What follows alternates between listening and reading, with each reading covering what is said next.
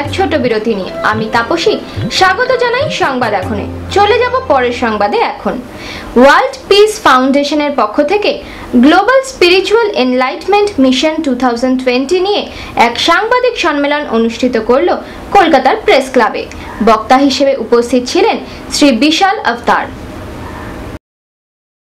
গুরুদেব ব্রহ্মশ্রী পটরাজির আশীর্বাদ নিয়ে গ্লোবাল পিস ফাউন্ডেশনের প্রতিষ্ঠাতা শ্রী বিশাল অবতার আগামী 2020 সালের মধ্যে সারা বিশ্বে বিশ্ব শান্তি প্রতিষ্ঠা করতে চান ধ্যান ও নিরামিষ ভোজনের দ্বারা।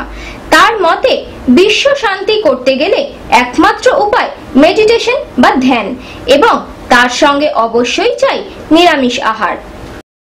There are lots of people you have heard and seen, some of the people who reached enlightenment, those who have transformed their life.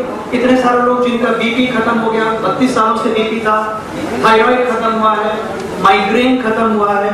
ये सारी चीजें, in fact let me tell you, physical health is a byproduct of meditation. It is not the core product. The core product is enlightenment. And as a matter of fact, Vivekananda, Yogananda, you name it, সবাই যত বড় saints in India, প্রত্যেকে বলেছেন music is the highest form of meditation.